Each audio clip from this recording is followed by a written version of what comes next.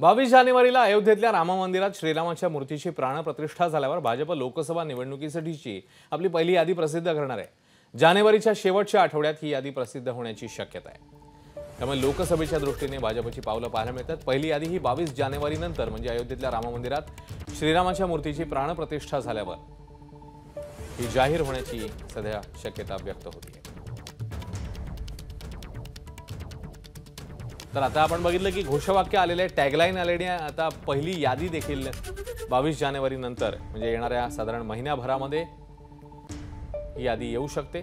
जानेवारीच्या शेवटच्या आठवड्यात ही यादी अपेक्षित आहे। भाजप लोकसभा निवडणुकीसाठी ही यादी प्रसिद्ध करेल।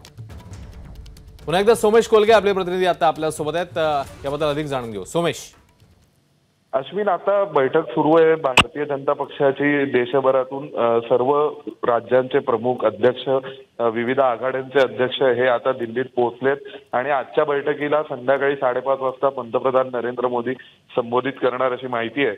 आणि या बैठकीत ज्या विषयांवर चर्चा होईल आणि त्यानंतर मग असं कळतंय की कोर कमिटीच्या मीटिंगमध्ये निर्णय होऊन जानेवारीमध्ये 22 जानेवारी नंतर म्हणजे राम मंदिर प्रतिष्ठापनेनंतर भारतीय जनता पक्ष आपली पहिली यादी लोकसभा उमेदवारांची जाहीर करेल आणि मग त्यानंतर सतत एक प्रकारे निवडणुकांचा टेम्पो हा बिल्ड करायला भारतीय जनता पार्टी सुरू करेल।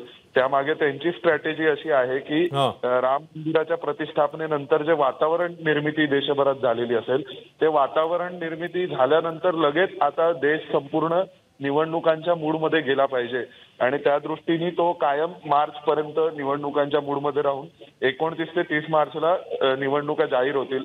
म्हणजे 29 ते 30 मार्च पासून निवडणुका असतील असा एकंदर गणित हे भारतीय जनता पक्षाचं आहे।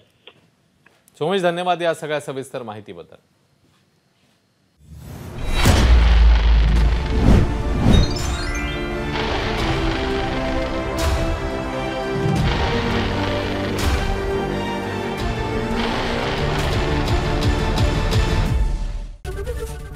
एबीपी माझा, उघडा डोळे बघा नीट।